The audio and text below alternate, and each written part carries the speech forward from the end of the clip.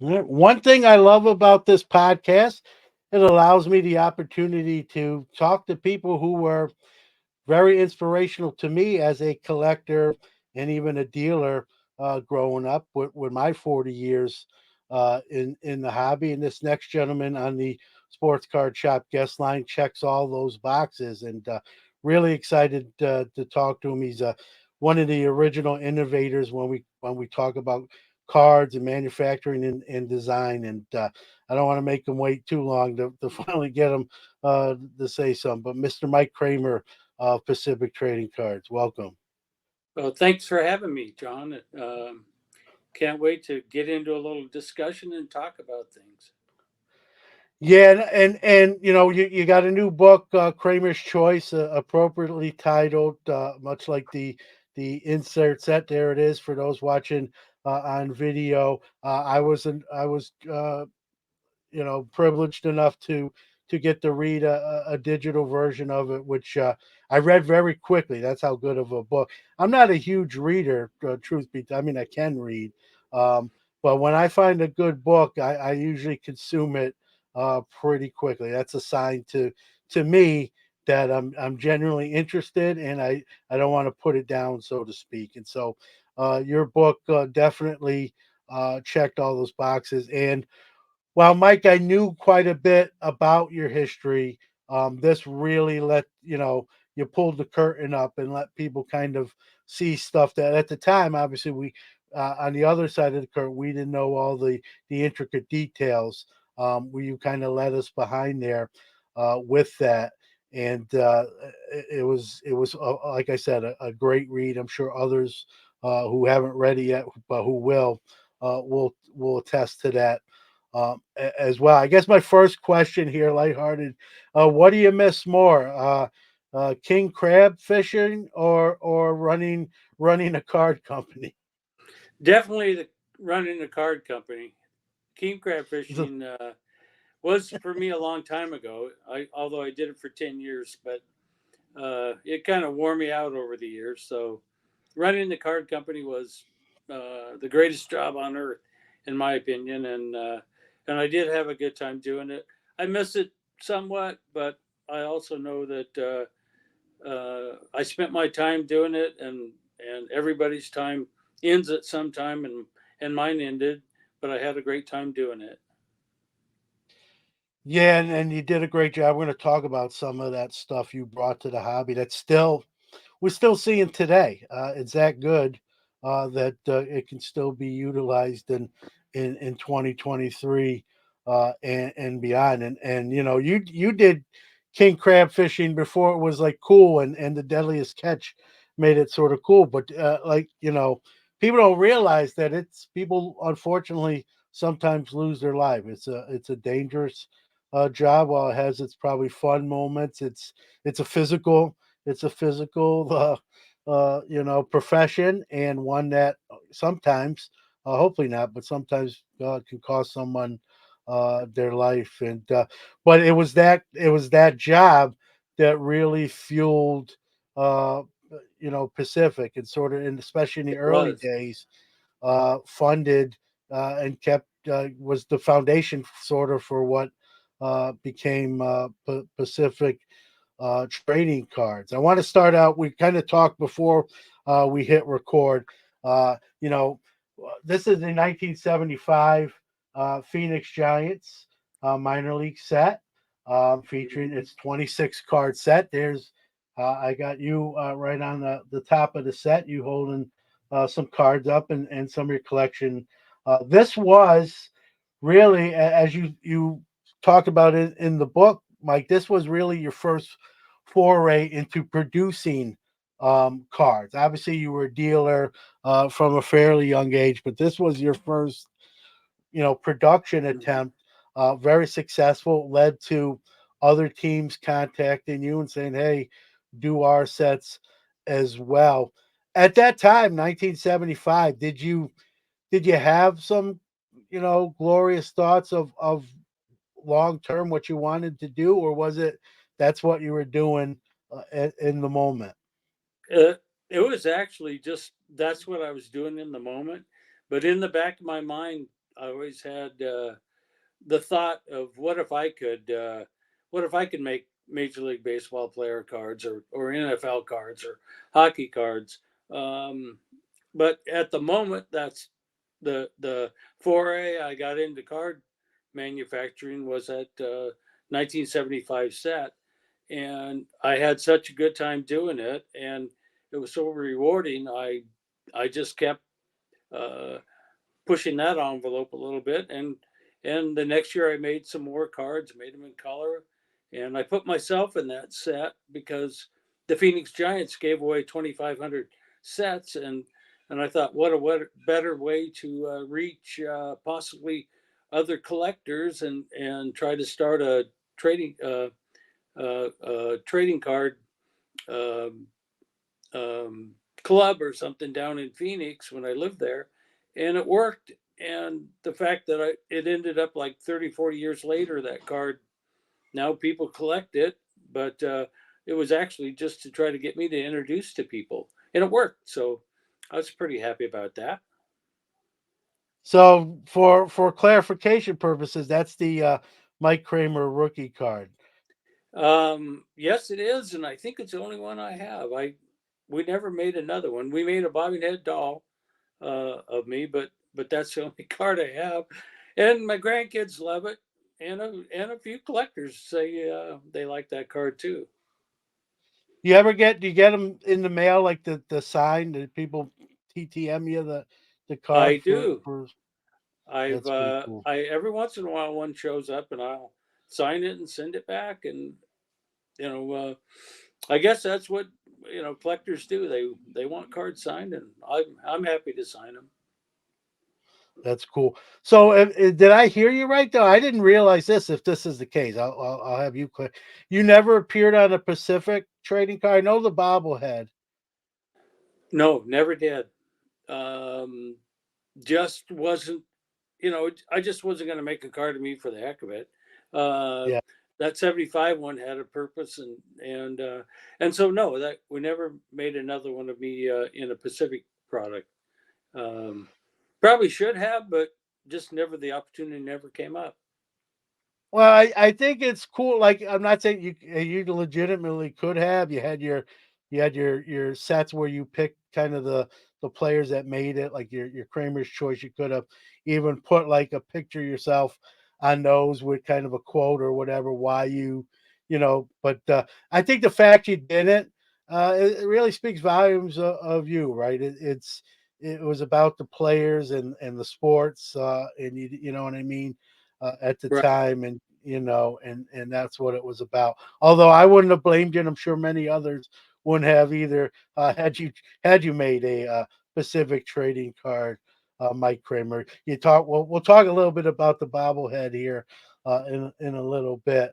Um, one of the things is the innovation, and I don't have all the stuff that uh, you did at Pacific. It's a long list of book goes over a good portion of that, which learning how you sort of came up with the idea or where it sort of came from, I found very interesting. But one of my favorite designs, and I'm holding this card up, which is the Crown collection, Hmm. which the card is die cut. Nowadays, we see these, and it's an insert set, and they can still be.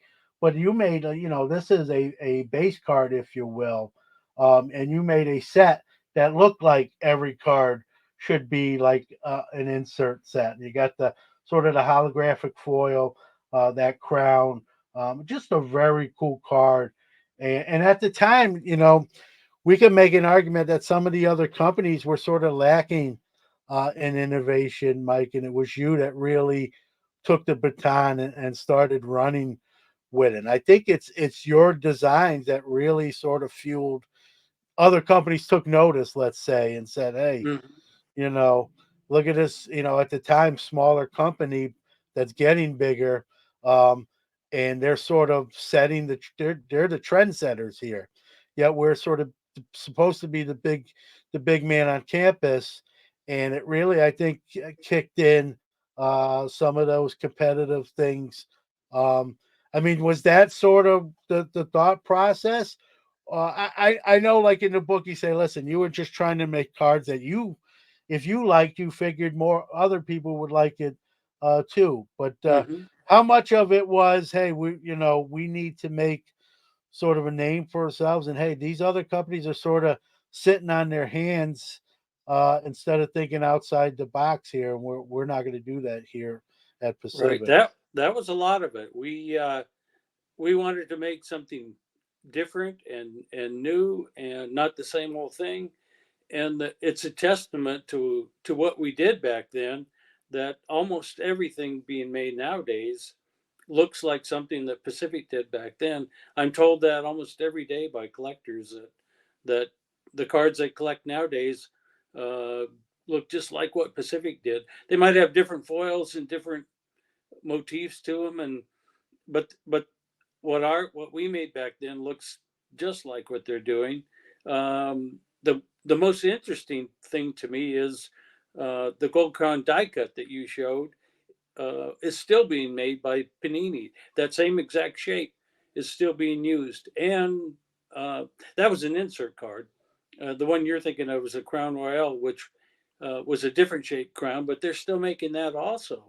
And Yeah. I can't think of other cards designs that are that unique that are still being made nowadays. That exact same design lived on, and I'm pretty proud of that. And you should be. I think it's important, and I always say, like, when we have a lot of new hobbyists. The hobby is growing, obviously, Mike. And I think sometimes, and it's not necessarily their fault. I'm just saying, if someone new comes in the hobby, they may not know the history of the hobby. Now, whether they go back and research that or dive into it, that's up to each individual. I've just been involved in the hobby for 40 years, like you, wearing a lot of different hats. Not as many as you, but I always say we're here now where we are in the hobby because of what happened before. Whether you know that or not doesn't change the fact that we wouldn't be what we see in 2023 if 1975 Phoenix Giants set doesn't happen and lead to Pacific and then innovation and other companies too. But what's what's happened in the past has gotten to us, gotten the hobby where it is now. You can't have one mutually exclusive of the other. They're all connected. Now, whether someone knows that or acknowledges it, that's a whole different show. But the fact to me is that it is. I mean, not that you to toot your own horn, but do you feel like you get enough credit for some of that innovation that you brought to the hobby? Starting to get it. In the last couple of years, I've heard that from collectors so many times that that we started it all. Pacific started it all, and and Pacific led to what the hobby's collecting now. And I have to tell you, during the time that we were making those uh, outrageous cards, is what they called them back then, we weren't getting a lot of credit. In fact, we were getting uh, sometimes articles in some of the hobby papers that said, we were getting way out, too far out, and we just were way too far ahead of our time in some cases. But I think now it's being known more and more. And one of the reasons I wrote my book is I heard that so much from collectors and dealers, and I started to visit some hobby shops, and they were all saying great things about what we did back then, and the collectors are in their stores buying the same looking cards that we made. I like the cards that are being made now because they look like what we did, and it's kind of the same theory that what we're using, and so I'm happy about where it went, and I think uh, I think collectors are intrigued by the cards being made nowadays because they're exciting looking and and in some cases wild looking, and you can only put so much down on a 2.5 by 3.5 size card, and it's being pushed quite a bit nowadays. when you see a card or a company that makes a card that is obviously based on a specific design, and I'm not talking about where that it's where the intellectual property has been necessarily purchased, but where it's just sort of a copycat or a rendition that you sort of did first. Do you find it flattering, or is there a part of you that's kind of mad that, hey, like, in a way that's kind of they stole sort of my idea, or is it a little bit maybe even of both? I never think about that they stole my idea. I'm totally flattered. For example, Thank you. Tops did recently a Tops 206, the little small ones. I looked at that and said, the Pacific private stock 206 cards look exactly the same. They just kind of used what we did. That's so flattering to me because I'm not in the business anymore. But the fact that what I did, they're using my ideas. I mean, it's nothing but flattering, and I'm not ever mad about it or anything because I'm beyond that. And you know, I can only look back and go, what we created and what we did, um, they can't come up with something different, so they use what I did. That, you know, it's got to be flattering. Yeah, that's a great attitude and approach to have, Mike. And reading the book, this is obviously something I didn't know at the time and didn't know until I read the book. Is you were very hands on. In other words, when it came even to the machines that had to wrap the cards, Mm-hmm. you learn how to fix them, modify them to products you were developing, and that sort of thing. And where a lot of other people would have ran into like dead ends and maybe threw their hands up and said, "Hey, I can't do this. We tried. Good try, everybody. That's it. That's a wrap."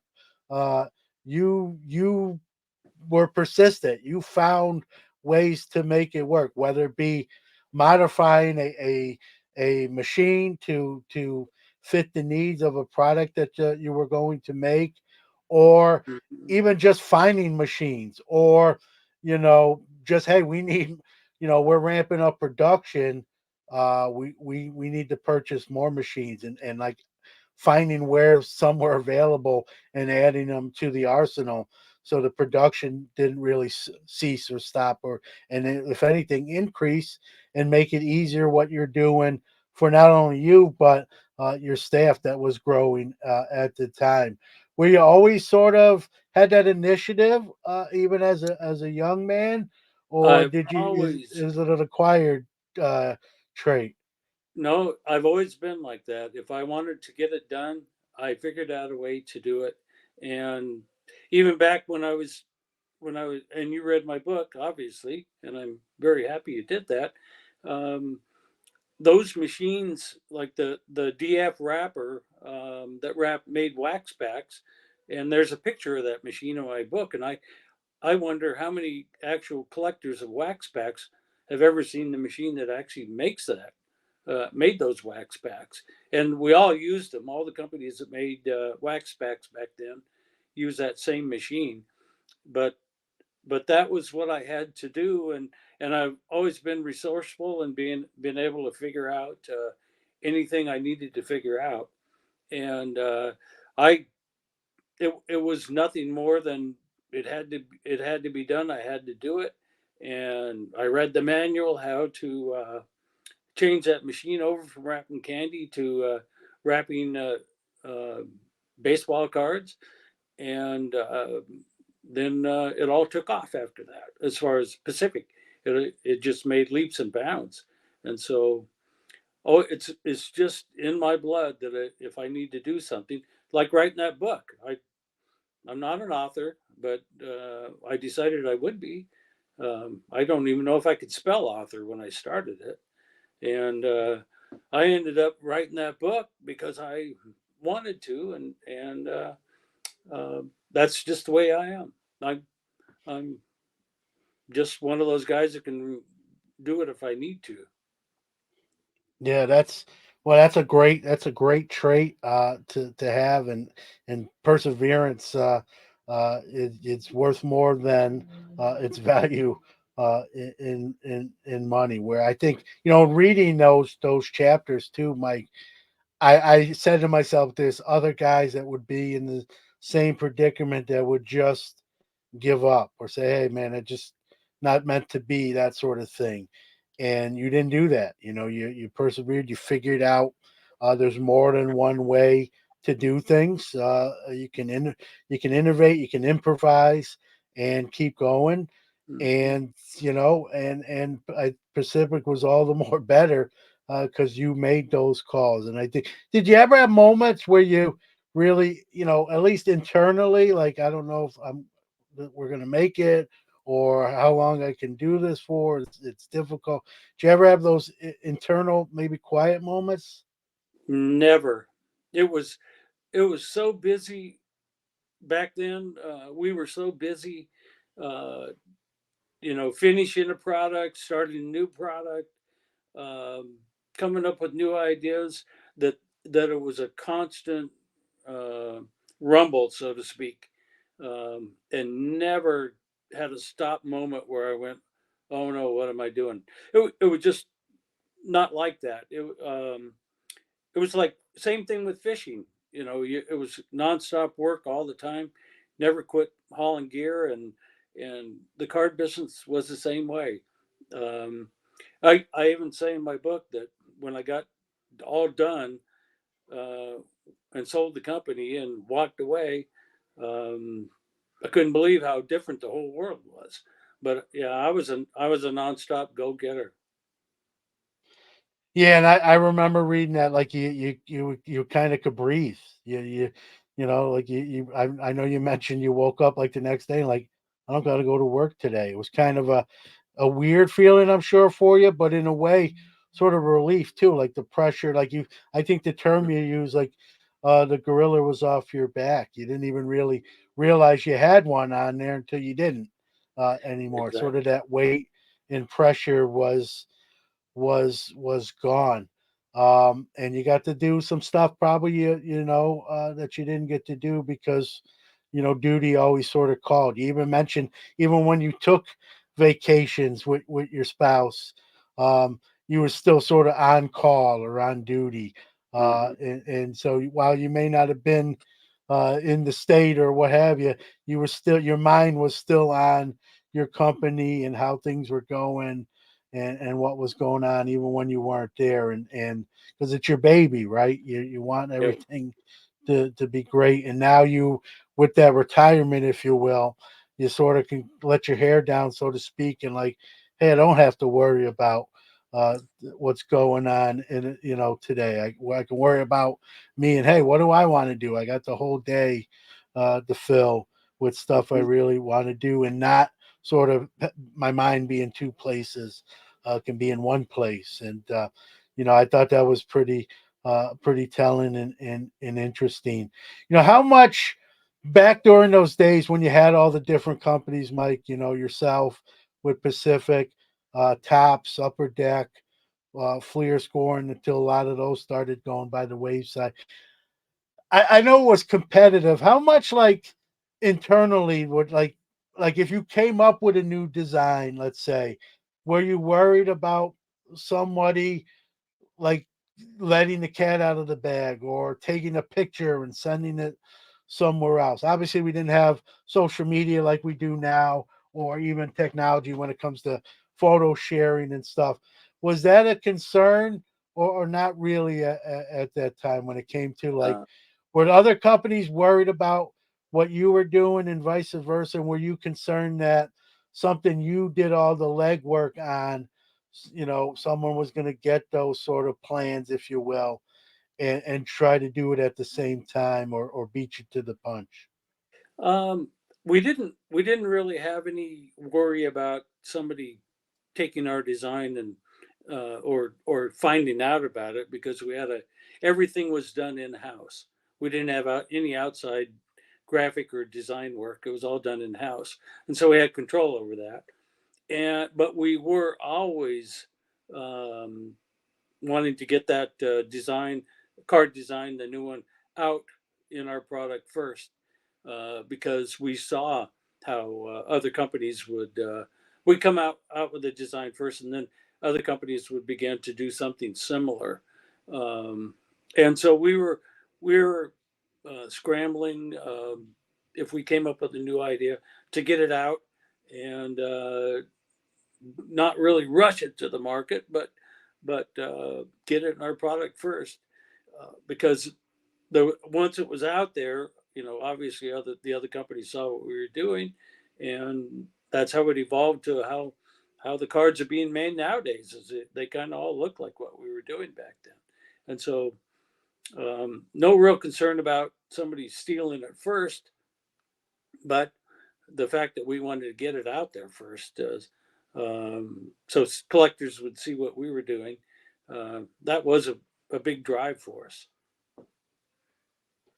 Yeah, one of the great advantage you have, and it just, and this I did know even before reading the book, but obviously you went into more details that I didn't know, is you printed your own products. You were hands on, where a lot of these other companies were outsourcing that. And I think that's where maybe designs or information leaks out because it's not protected under your four walls. How much of an advantage, even besides cost, even how much of an advantage was having those processes in house where others didn't? Well, we did all of our pre-press work, designs, and actually made the film to print, and we did all of our own packaging. We outsourced, most of the printing was done outside, uh, but under great security. But the fact that we did all of our own designs and pre-press work, uh, and packaging, um, number one, got us a lot of contract work, and allowed us to have the control over the designs, and I would go down to the um, graphic department at least once a day and look at the designs, and having that great control on in your hands led to even better looking cards, and then the fact that we could package the cards in house was really a huge advantage to us also. Yeah, no doubt. That way you hit those deadlines. You knew like, hey, I need sort of all hands on deck so we can get Mhm. this out on time, rather than rely on another company to have that same initiative or motivation. Um, how much of that was it an issue in the hobby then, Mike? Were companies trying to find out what Pacific was doing and vice versa, or was everyone sort of head down, kind of worrying about their own what they were doing internally? I'm sure they were paying attention. Um, I actually witnessed a couple of times where another company, when we were at a trade conference, scrambled to get some of our sample cards that we were handing out, and I laughed about it because it was almost comical that what was going on. But I never was concerned about it because number one, we were out there first with almost everything that we created, and I never looked at what they were doing, the other companies, but I'm sure they were paying attention because we were from about 1998 to 2000, a couple of years in there. Uh, we had three major licenses: baseball, football, and hockey, and we were a factor. And people were paying attention. The other companies were paying attention. No doubt, and as they should. And like you said, you were a risk taker. And I think you'll agree with me. You can tell me if you do or you don't. I think the fact that you're a risk taker really was one of the reasons Pacific was a success, is because you did stuff that maybe someone else would have been too scared to do. A couple of instances, and you talk about it in the book, but even if you didn't read the book and you're kind of a hobby sort of historian, or you made you produced the most Tom Brady releases in the year 2000 before he was a household name and a MVP and multi-ring owner. He was a mid-round, a late-round pick that was supposed to be Drew Bledsoe's backup for longer than it turned out to be. But you saw something, as you wrote. You saw that the it that we talk about it, but no, we really can't quantify it in words. It's just the it factor. You saw that early on and said, "Hey, I'm gonna make cards of this young athlete where others are probably writing them off already as just the guy that'll probably be out of the league in 3 or 4 years and just a footnote in draft history." And you saw past that. You saw something there. And like you said in the book, he has the most rookies are Pacific produced cards.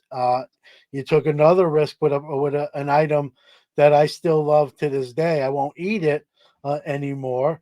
But 1989. I know he was being the son of Ken Griffey Jr., but he hadn't proven anything at the time. And you produced quite a bit of candy bars that you made. The candy bars themselves, and I did an article. I know you saw that the candy bars themselves became a collectible. How often can you say that? I mean, there's been athlete candy bars before. The Reggie bar was one I grew up on Mhm. as a younger kid, but they were just a candy bar with a photo on the outside. Your Ken Griffey Jr. bar was in a way a collectible.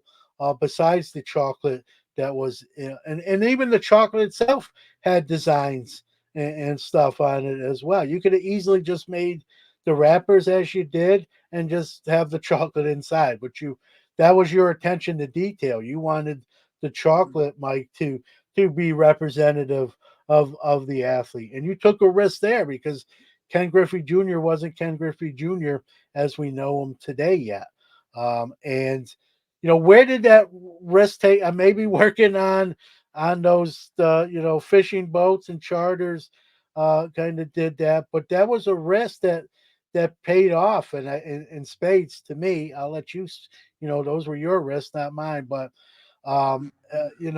those products and those decisions live on today, including those candy bars. I have probably 25 of them still in, and not the wrappers. I mean, that's intact. Probably a good 18 of them look like they did very similar in '89, at least on the outside.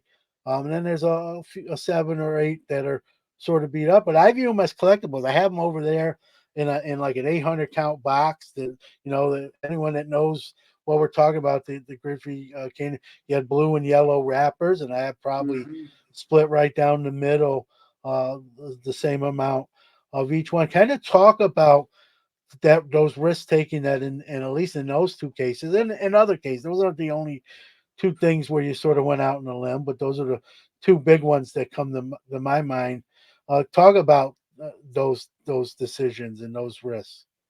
Well, with the Brady, uh, Tom Brady rookie cards, and there's a checklist in the back of my book because we did make a lot of different rookie cards of him, but I actually shot him at the East West Shrine game in down in California, and I saw him firsthand uh, play, and I could see he had the tools right there, then and there, because I'd shot so many games, um, and I'd seen the Joe Montanas and the Dan Marinos, and the poise they had, and the Kurt Warners, and other quarterbacks, the Brett Favres, and they all have the same similar look. If you're looking for a quarterback who might have the potential to be a great one, I think Brock Purdy's another one that's that if people are writing him off, they better think otherwise.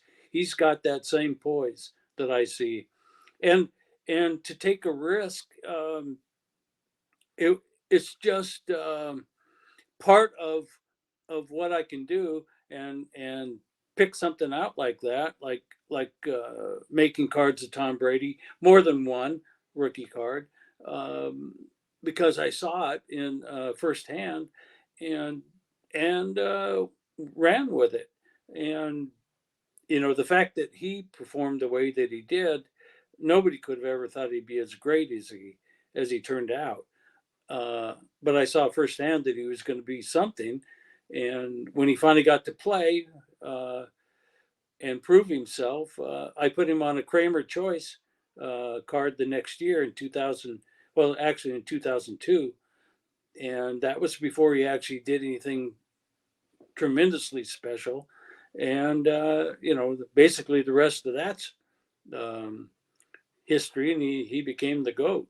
And with the Griffey bar, I'd seen him in spring training, and when I was down shooting pictures for our cards, and I just knew the feeling that he was going to make the team, become a great one. When I signed him, he hadn't made the team. They had talked about he might get to come north with the team, and I just ran with it because I thought this he's going to do it, and he did, and that's a testament that taking a chance is that could have gone the other way, but it didn't. And the fact that I actually did that is, before he ever came and came north with the team, just turned out so good, and that's just part of why a guy like me can write a book, because things like that happened, and people want to hear about it. And so, pretty happy with that also. Yeah, no doubt. I think I got a couple cavities, thanks to you, Mike.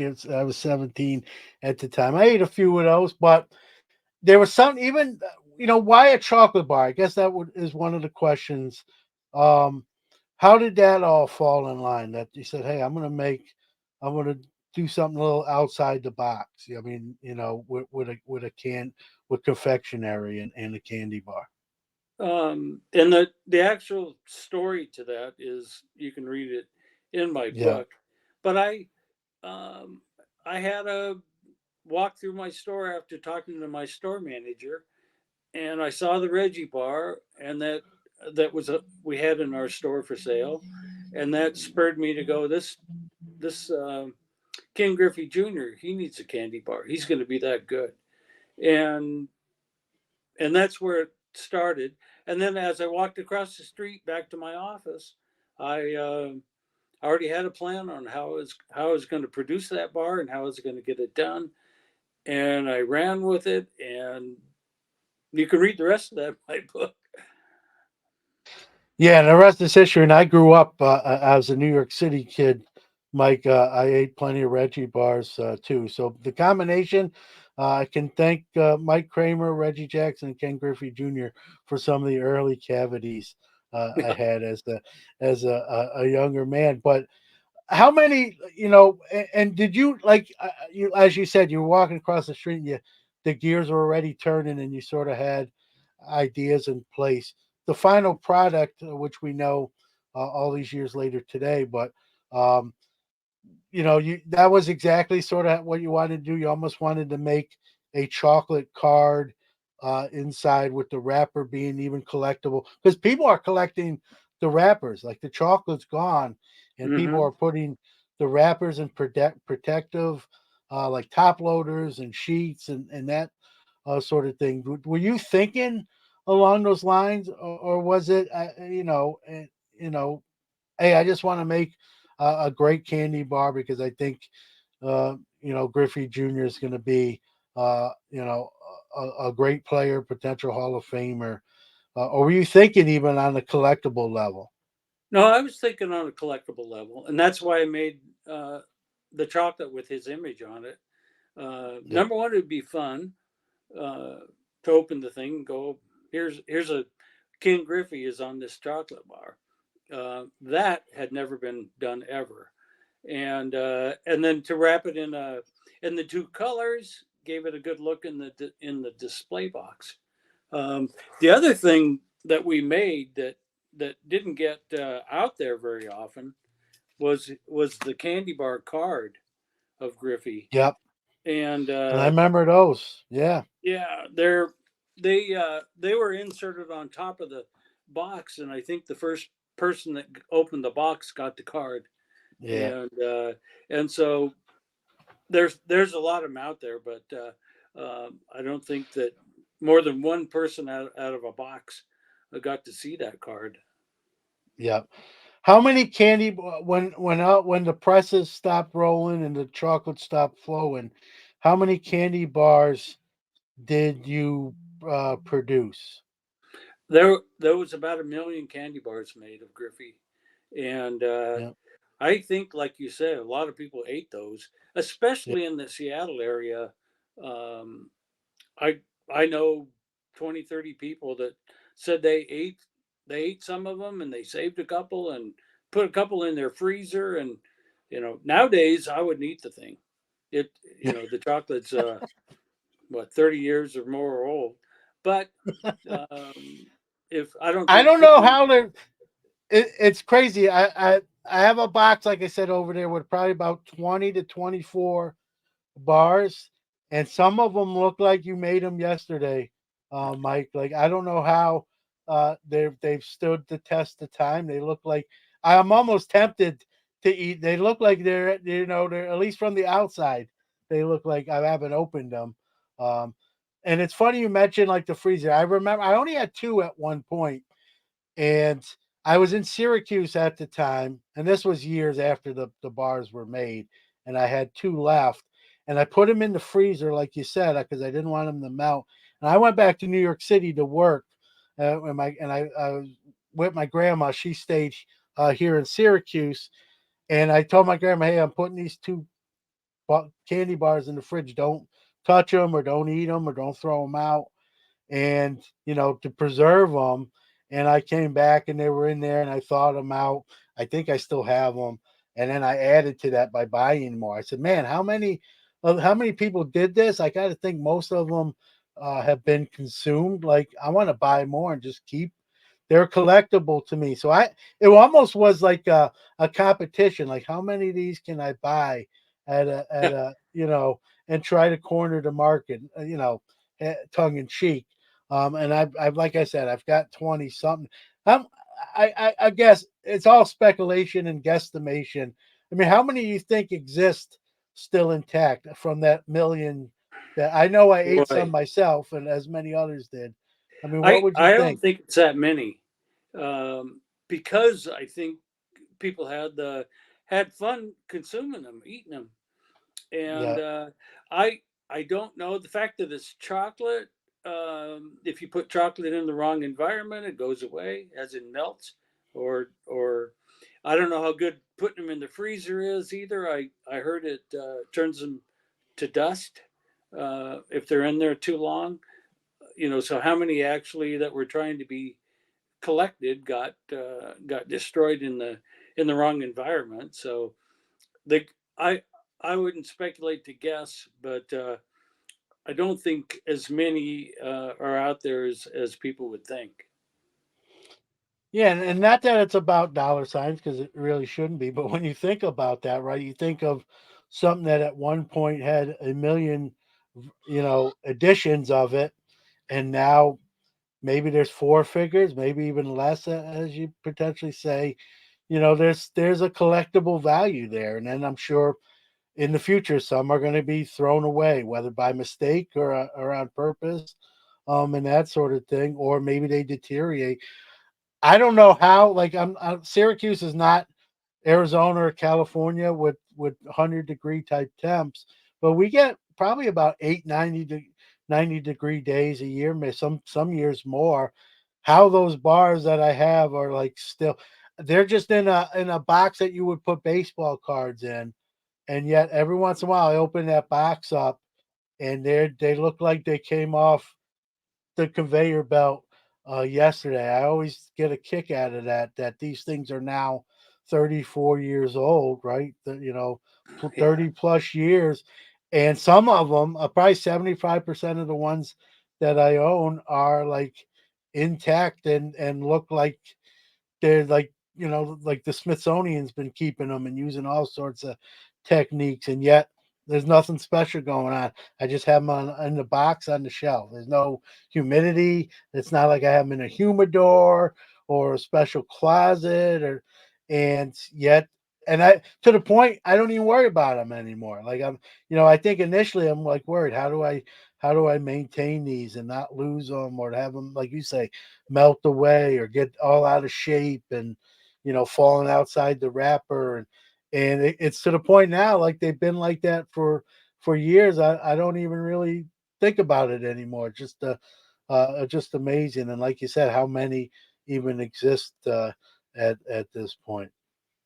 Well, maybe you'll have a nostalgic moment and go to your box and get one and open it up and think about eating it. Yeah. Well, listen, I'd do anything for a charity cause, and I'd get a stomach ache. I'd probably not just for nothing. I don't want a stomach ache for nothing. But I just wonder. I mean, some of them look like you could do that, and maybe not even worry about getting ill, or it's just one of those things we can't explain. I'll put it in that uh, category. But I mean, again, that was a product, right? Uh, Candy bars, athlete candy bars had been done previously, but you did them better, right? You took sort of that original concept and say, hey, let's make this a collectible in itself. And for those that want to eat them, great. And for guys like John Newman who were crazy and want to keep 20 of them in a box, they're collectible that way. And again, as someone who ate plenty of Reggie bars, and there's been other. Tony Gwynn had a bar. You actually made a Tony Gwynn, um, but Wade there's been Boggs. other, yeah. So that but Griffey was sort of that the one that started it all for you. But there's been other athlete candy bars that weren't collect. They were meant to be consumed only, and I think you sort of bridge both of those worlds as a collectible and as an edible, and not easy to do, and yet put that another, uh, put another feather in your cap there, and to this day, and I still search. I still one of my searches on eBay probably letting maybe now I'll add it to a few other people's searches is 1989 Pacific Griffey Bar, and I every once in a while, even though I have quite a bit, I'll look just to see how many are listed out there. And I tell you the truth, 75% of the listings I find are like you said are just the wrap, like we talked about, just kind of the wrappers as collectible. But the intact bars are starting to be fewer in farther between. And I'm not necessarily collecting them for the value of them, but it's just I don't know how many exist, and it's kind of cool to get as many as you can. And I've given them to people and that sort of thing. I've given them to people, and they're like, "What is this?" And then I get to tell the story, right? And that's the fun part Well, about good it. for And you. yeah, and well, it's your innovation and mine that made that product and that we have it even 34 years later, as crazy as it sounds. We're talking about a piece of chocolate, and sometimes in cards that's a testament, but we're talking about a collectible chocolate, and I was kind of curious to get your sort of take on how many you think sort of survived intact. Yeah. Obviously a lot of them made it in people's bellies as they were designed to do, including myself. And after about a year, I stopped eating them because I started just keeping them. And at one point I only had two or three. Like I said, I put them in the fridge, and then came back after a few years and pulled them back out of there. They were fairly similar, I would say, if my memory serves me right. But I never put them in the fridge since. And like I said, they're still in great shape. And it's pretty cool to think that you can, you know, have a piece of confectionery that lasts 34 years and has a Hall of Famer representing on it. So that's very very cool, and I'll try to add a few more to my inventory. Now talking about it, got my juices flowing. You know, we know Prism today, Mike. The brand Prism, obviously Panini has it at the moment. We know the landscape is sort of changing there, and I want to get your there. But you Pacific brought Prism to the light of day, and I remember when Prism came out, and it was just so different than anything that had been done before. A lot of times you look at a new design and you can see sort of elements of things in the past and then new ones sort of added. Prism on its own really was sort of its own creation. It had a life of its own. Did you know when you came up with the cut? Did you know that it was going to be to that level and then stand the test of time as it has now in Panini's, at least for the moment, under Panini brand? I did when we came up with that Prism brand. It was first used in '93 in football cards, and I knew at that moment this was going to be good stuff. And I had to school my sales force on the fact that we could put one card in a pack, and it would sell. For I think the retail was 249. I don't remember exactly, but that I knew that that card would be that collectible and would wow that many collectors that would sell, and it did. And the Prism brand became the uh, flagship brand, as they say, of Pacific, and was always our number one selling brand. And we did sell that brand to Panini or Playoff, and then they sold the brands to Panini, and Panini carried that brand on, and I think it's one of their flagship brands also. And so when people nowadays collect the Prism cards, I feel pretty good about that because they're collecting our brand, and maybe it doesn't say Pacific, but Prism was our brand, and we're the ones that came up with that idea, and so that's another testament to us that our brands lived on, and that was one of the reasons I sold Pacific was so that our brands could live on. And I opened plenty of those one pack Pacific products. I just loved the look. They were so different. It was a different experience opening a pack and pulling those kind of cards out. And those were also my dealer days. So even looking through my inventory, I always hope like did one sneak, like I didn't sell one, or did I someone miss one, and they're all gone. And that's a testament to the design and their desirability, that even the ones I didn't hold back and I just kind of put in my boxes or out in inventory, people love it. And it's made, I think Panini, if they were honest, I think Panini would tell you it's their flagship now as well. It's what they hang their hat on, and what collectors sort of clamor for. And it was because you brought it to the light of day and birth it. And I think that's important. And I think a good percentage of people put two and two together. But I think there's a portion to, maybe someone listening to this podcast might say, "Hey, I didn't realize that this was done. I thought Panini did this. Yet now I just found out." And they can go back and find those cards, and they're out there. A little more expensive than they used to be, but that's par for the course. And again, another testament to the desirability and the people searching and trying to add those to their collections and inventories. And I had plenty at one time, and I don't know. I probably, if I had to, I could find one, but I have a lot less because just people see them and scoop them up when they can, because it just the aesthetic of the card, and it brings them back.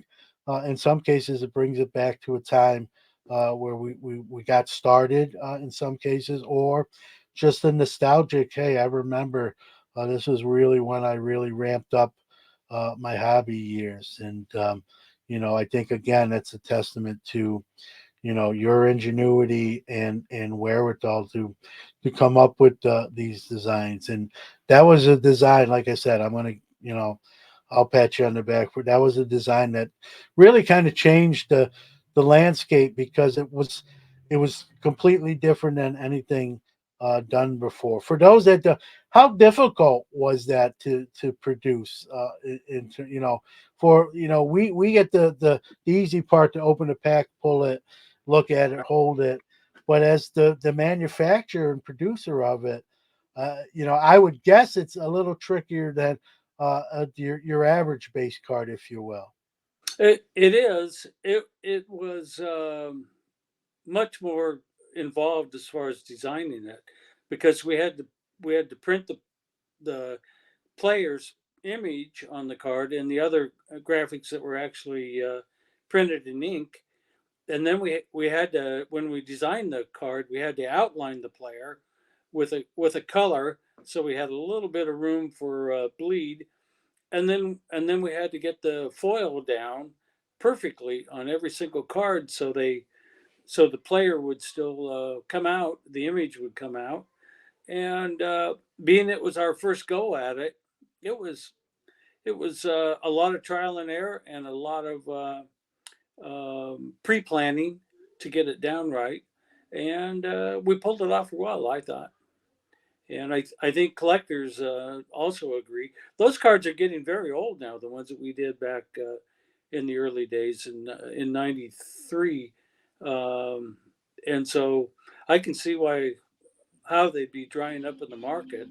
And I looked on eBay to see if I could find any boxes of '93 Pacific Football Prism, and I didn't see any. So they must be drying up out there pretty good. Yeah, drying up, and a lot of it, Mike, is probably due to just the demand, right? Not even what's out there is just being consumed. People want it. Like, hey, I Hmm. can still get this. So I'm sure there's some boxes on someone's shelves that's saying, "Hey, I'm holding on to this. This brings back a lot of great memories, and I don't want to not have it." And the temptation's probably there to open it up, but they're probably like, "Hey, I don't know if I can get another box.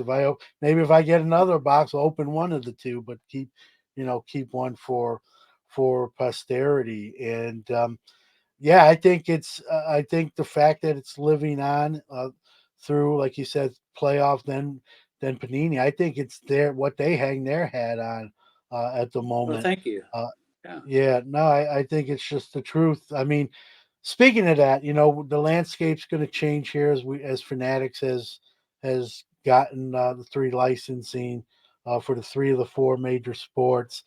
They're trying to get it a couple years earlier than they're scheduled to. That's a whole show in itself. I mean, you were in a time when there was multiple brands and multi levels of competition.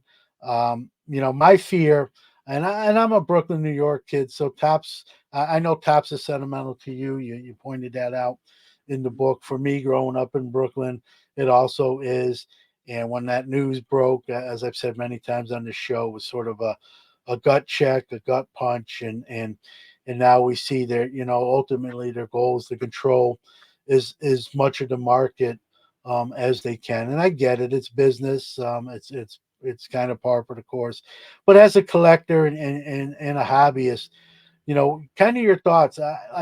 I'll speak for myself here, Mike. Is I just don't feel when someone controls 75% of a business. Someone will say, "Well, it's not a monopoly." And it isn't in the definition of it, but it's pretty close when we think about on the hobby level. And I just worry about the consumers, right? That they're going to be the ones maybe taking decisions on the chin, and it becomes too much of a business. I also think competition makes the best products. One Agreed. of the reasons Pacific came up with those designs, besides a smart guy named Mike Cramer, was you had to, because you were a smaller company, at least at first, you had to think, hey, how do we get noticed? What can we do better than what's being done already to put more eyes on what we're doing here? when there's one company that sort of controls the market, I think that that can sometimes, I'm not, everyone's different, but that sometimes can go by the wayside, and that would be one of my fears as someone Mhm. who ran a company when there was multiple companies and seeing kind of where the direction the hobby's going now. Kind of your thoughts on that as someone who's seen it where competition breeds the best ingenuity, if you will. I agree that competition um, gives the consumer more choices and keeps the envelope pushing forward as far as designs and ingenuity. And I I I disagree with the fact that one company can be out there just one making baseball cards. It just isn't good for the consumer. And what happens if something happens to that company?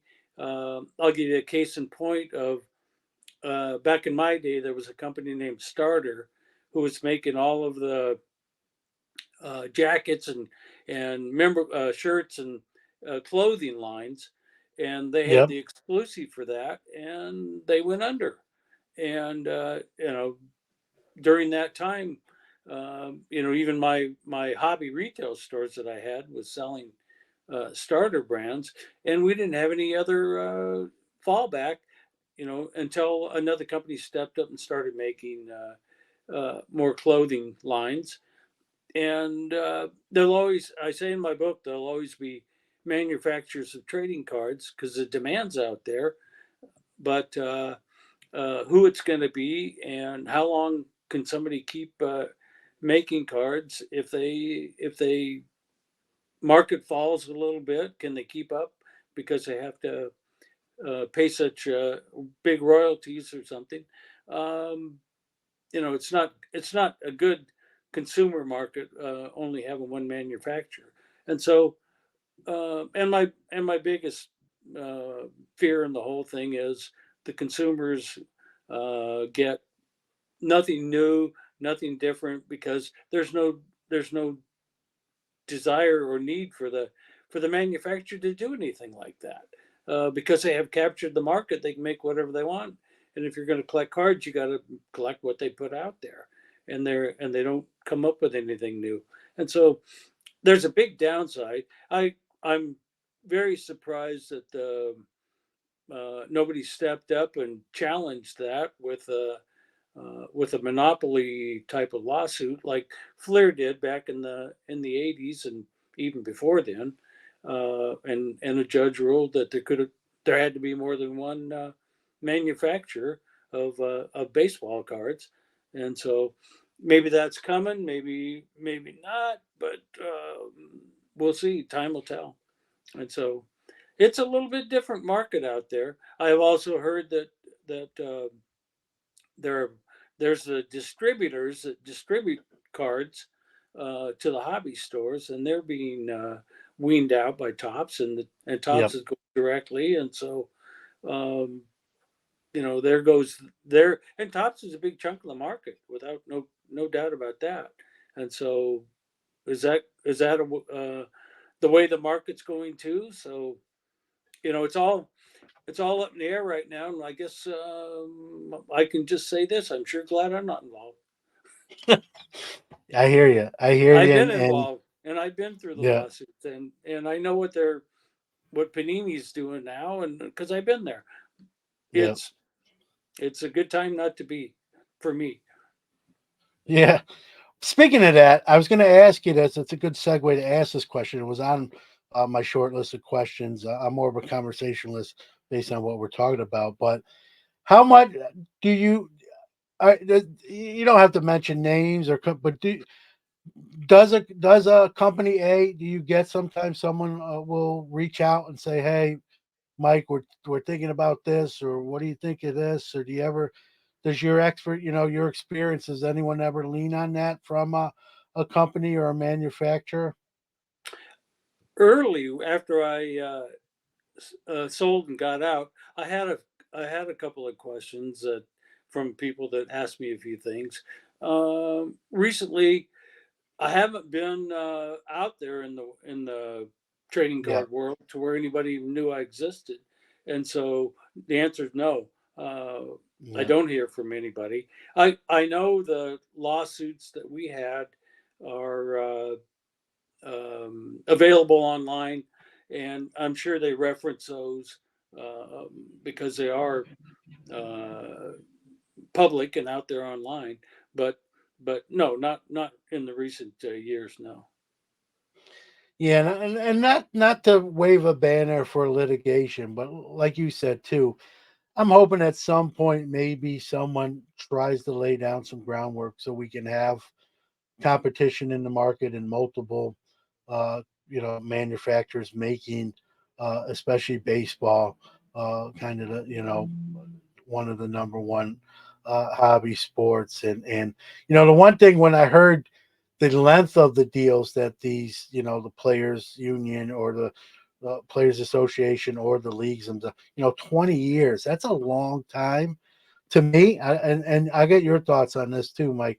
When I heard the length of the agreement's 20 years, Hmm. signing on 20 years with someone who hasn't made cards yet, as a brand new, manufacturer. That seemed like a long time to sort of hitch your wagon to. Not that Fanatics is new, but they're new to producing trading cards on that level. At least Hmm. we'll word it nicely like that. And to give someone that new in the space 20 years, sort of carte blanche.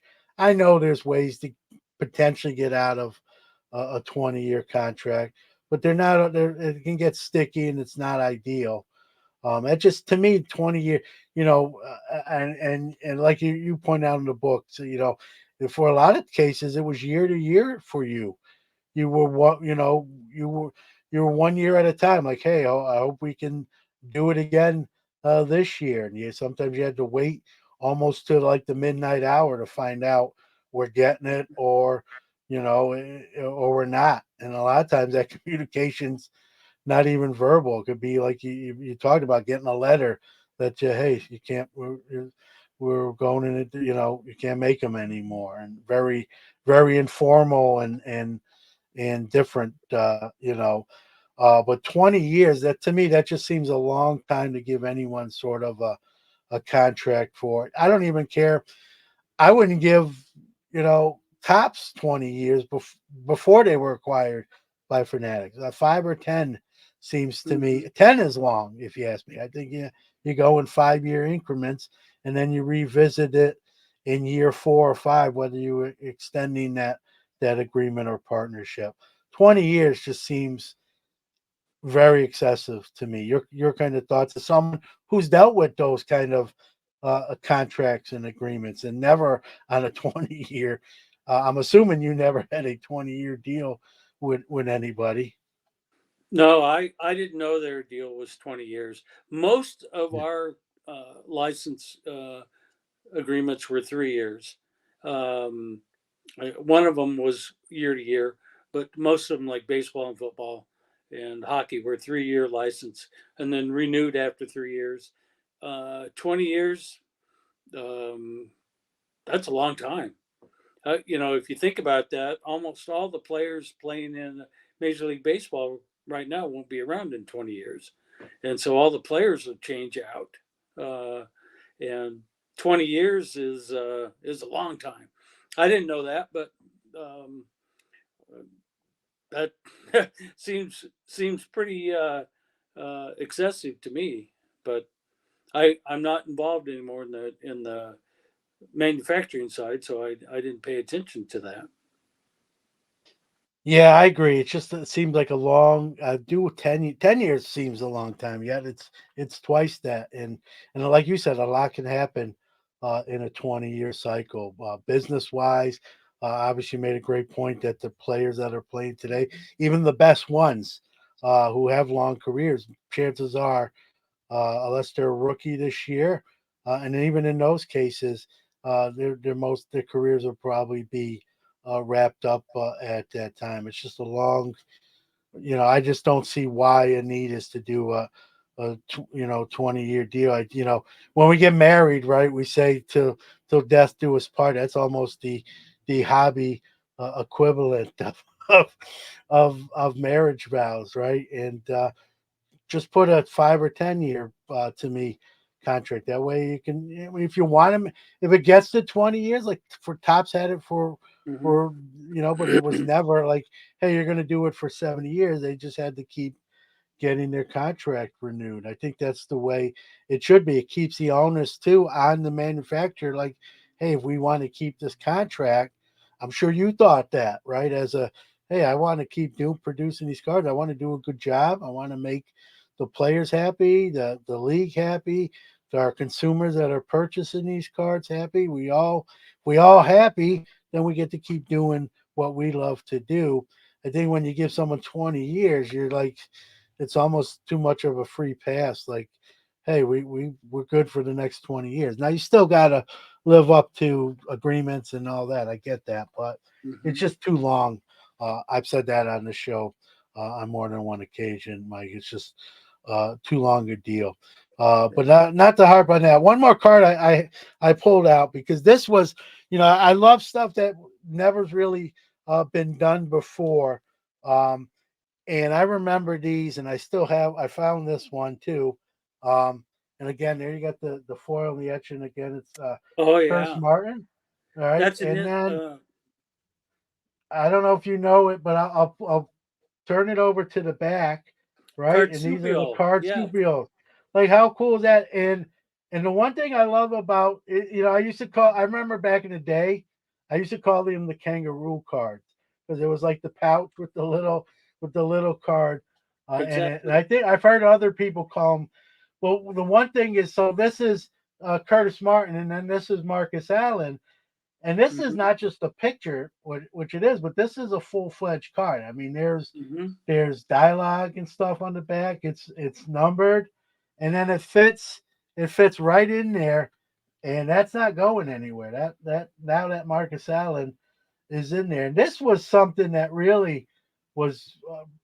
I can't remember a time seeing that before, and I just thought it was cool. You, in a sense, you're getting two cards in one Hmm. with these, and these could be different guys as well. Talk about the concept of these, where it came up with, and we talked about the difficulty of making the prism cards with the technology.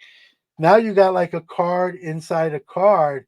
How did you get these done? That card, and the reason nobody's making that type of card now is it was laborsome and expensive to make.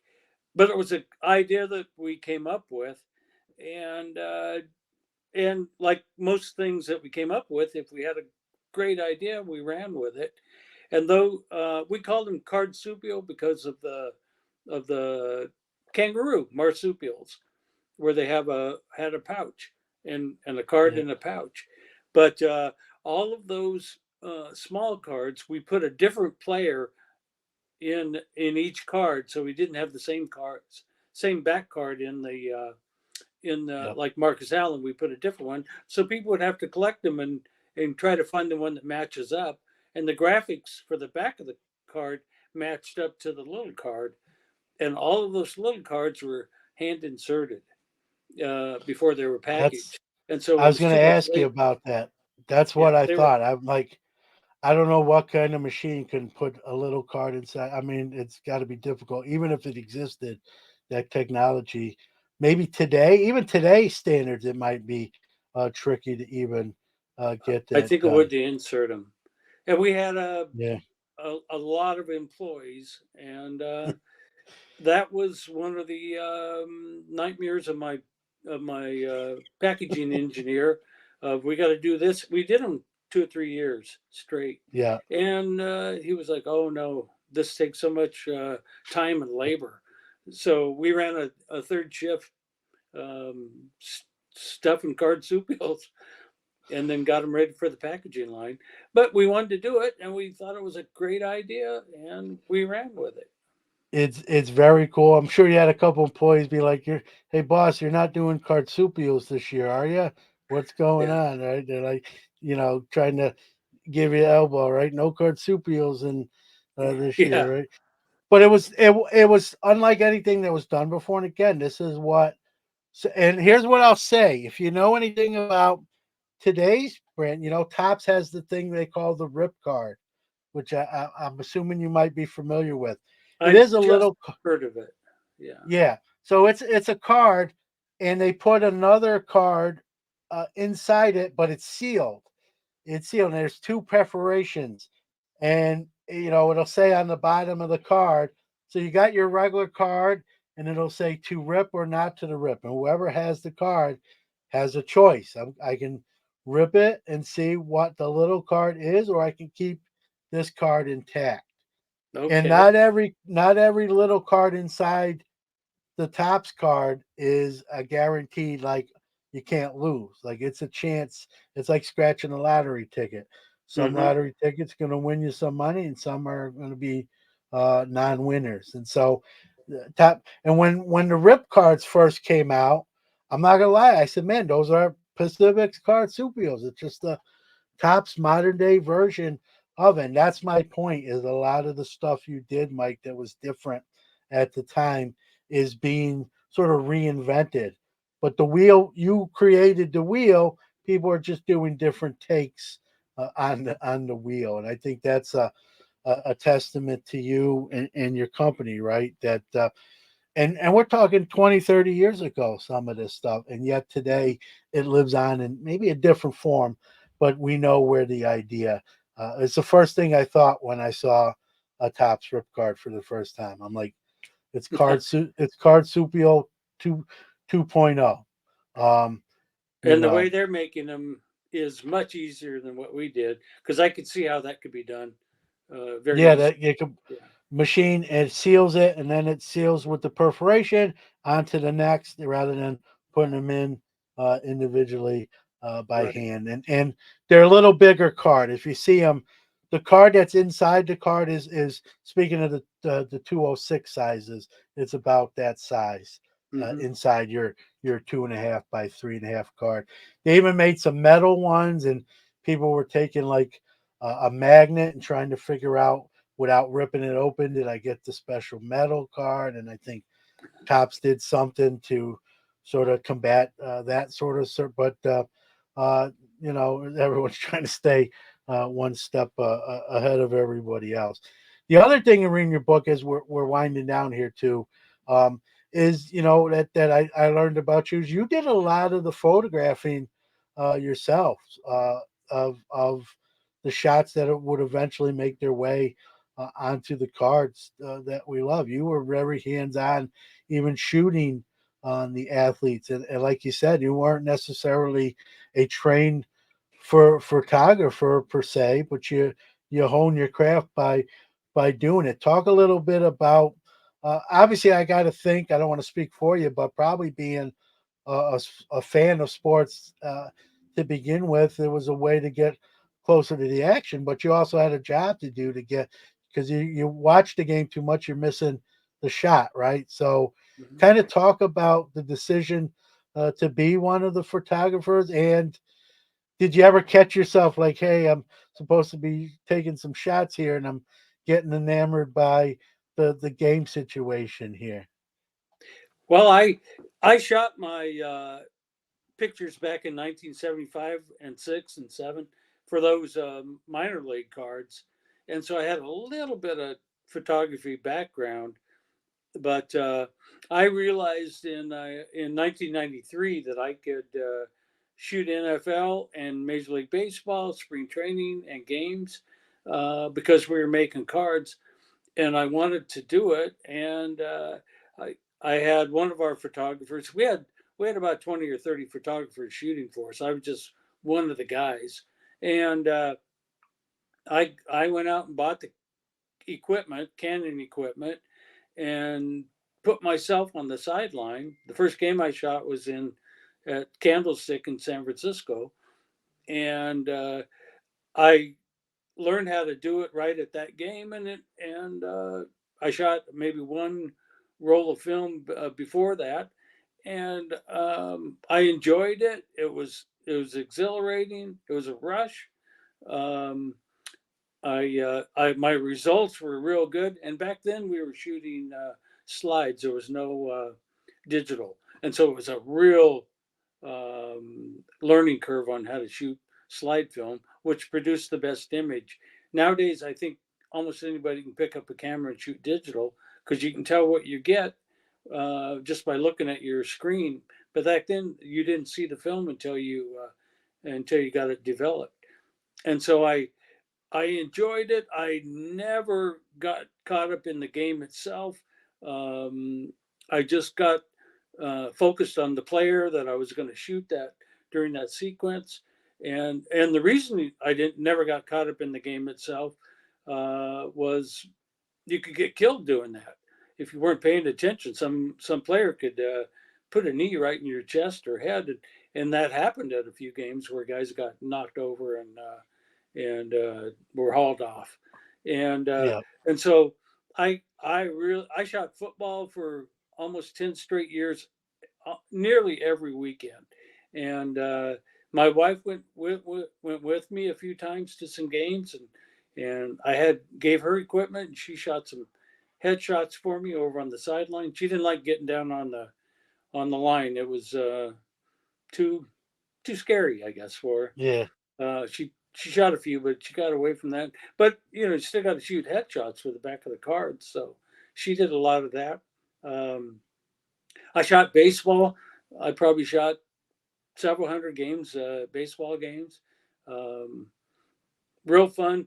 A lot less exhilarating than shooting football or hockey. I shot in NHL hockey also, and that's taking your life into your hands when you get down between the penalty box on the ice. But I got good at it, and good enough to where I would spend my weekend shooting pictures, and sometimes during the week if I was traveling somewhere and took my gear with me. I had the meetings, and then I'd I'm sorry, but I can't go to take a your game phone either off during the silent day or with this later, device. and so enjoyed that quite a bit. And I kept uh, nearly almost all of the photographs that Pacific used on trading cards. Almost all of the photographs that we actually used from about 94 or 5 or 6, I can't remember, through 2005 or 4 actually. They're in my library in binders, and so when we sold, nobody wanted the pictures. Um, I did because number one, I was a collector, and I didn't want them to go in the dumpster. We sold the outtakes that weren't used on cards, um, and and so I have all those in my collection. Well, it's part of the history. It's part of what made Pacific, and when reading even with you shooting, it just told me like you cared enough about the product to be right on the front lines when you didn't have to be. You could have sat at home or didn't been somewhere else, and you're like, hey, I want to get this shot.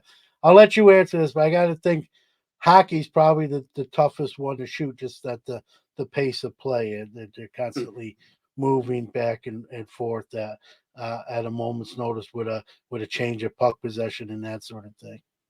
It's so fast, and they skate so fast, Yeah, and they're when a player puts on skates, he's giant, and yeah, if a guy, if they're skating right by you and they got a stick going, and they, I had to pull my camera back several times when I was down on the ice.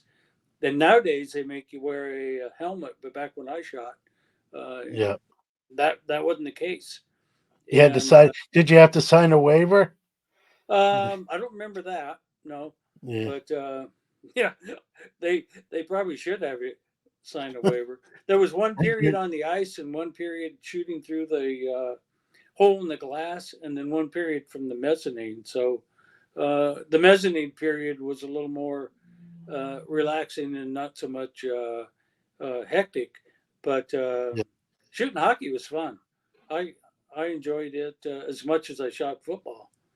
And baseball was fun, but baseball is a slower game, and you can get your shots pretty easily. Yeah. Whereas in hockey, you're if back then if Mario Lemieux stepped on the ice for his shift, uh, you had to number one find him uh, out there on the ice, and then hopefully nobody skates in front of you and blurs you out, and Yeah. and then fire away. In hockey, you could only fire one shot, and then the strobes had to recycle, and so Yeah. they're a lot harder to shoot, but more rewarding when you ended up getting good shots. Yeah, and one thing as we wind down, I wanted to touch on it because we're talking about stuff that really wasn't done before. You guys also were the first ones to put bobbleheads in a product. We know bobbleheads today are collectible in their own right. I have a few around my studio here. They're just always cool, and you did it where they were kind of one per box, and like you said, you only have the one card in the 75 Phoenix Giants set. You never made a Pacific, but there is a Mike Cramer bobblehead that was included in that run.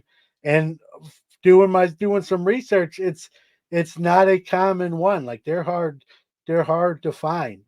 Just kind of as we wrap it up here too, talk about putting bobbleheads in the product, and you even had a problem where you had a manufactured a little bit of a communication issue where I think that's one of the reasons you're actually in the set itself as well. So kind of, it's your story. I'm just sort of setting it up, but go ahead. Yeah, that story's in the book. The interesting thing about the book, and I only got this printed copy last week, is they used my doll as a picture on the back, Yeah, and I hadn't there it seen that is. uh, until I actually got the book. I hadn't seen the back cover, but we uh, we were making a Mike Cormery doll. Yeah, He played for Edmonton, yeah, and we were making. I think we had 12 different, and the manufacturer of the dolls in China said if you make one more, you can almost make it for free because we use enough material and you get a discount.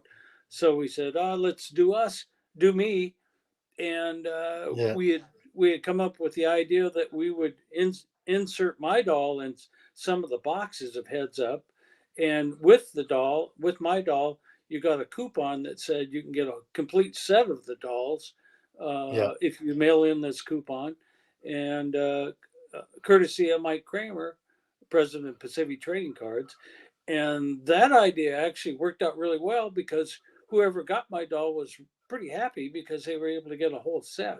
Whereas if it, no most people couldn't buy 12 different boxes of Heads Up and get a set of the dolls, and so that worked out real well for us. And we made them in for hockey and for football, and they were inserted in hobby boxes of Heads Up, and uh, something we tried, and it worked out good for us, and it was kind of fun. yeah. And another item in the innovation column that no one else did, and I don't think it's been done.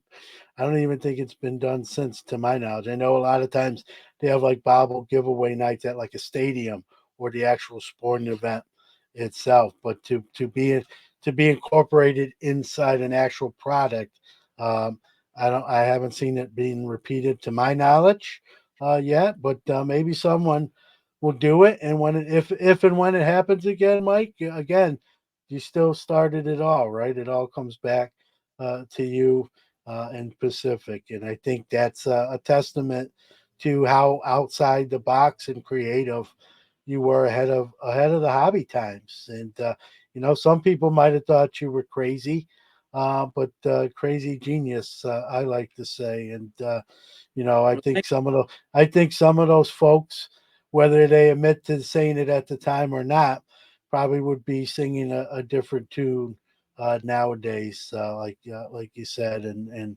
kind of starting a lot of stuff we see today. And I wanted to definitely, as someone who was in the hobby at the time and knew sort of what that meant to the hobby. I wanted to definitely. This is a privilege and an honor getting to talk to the man himself and you, and I appreciate you making some time. I highly recommend, and I'm going to let you give out where people can find the book, purchase it, and read it. It's a great read if you, especially. And I don't care if you're someone like me, Mike, that's been in the hobby a while. It's a great read. But even if you're new to the hobby, because that the stuff you did is so important to what we have now. I think even newer hobbyists, maybe even more so, because they don't know. Where I did have some background already, and you just filled in a ton of blanks. For those that maybe don't know the history in the same vein, I think they'll even find it even potentially more interesting. And like I said, we can't get here without going there first and doing that. And so I think that importance can't be overemphasized. So thank you for that. Thank you for sharing some of that on with us today. Um, give out anything you want to share, websites, where that people can purchase the book and all that good Well, stuff. the book is out now on and available on Amazon, Barnes and Noble. It's also available in a Kindle version on Amazon and Barnes and Noble.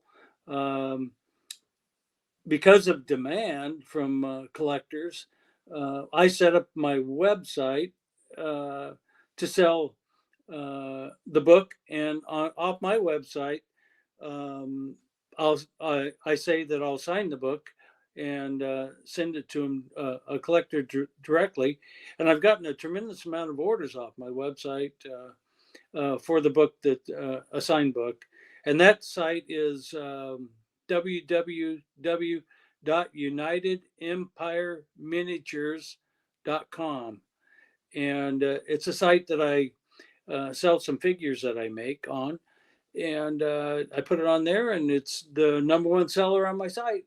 Uh, Even after having that site for about 10 years, this book overtook all my miniatures as far as number one sales. And so that's www.unitedempireminiatures.com, where you can buy a signed book. And the manufacturer, McFarland, or the publisher of the book, also sells the book on their site. And so it's out there and available.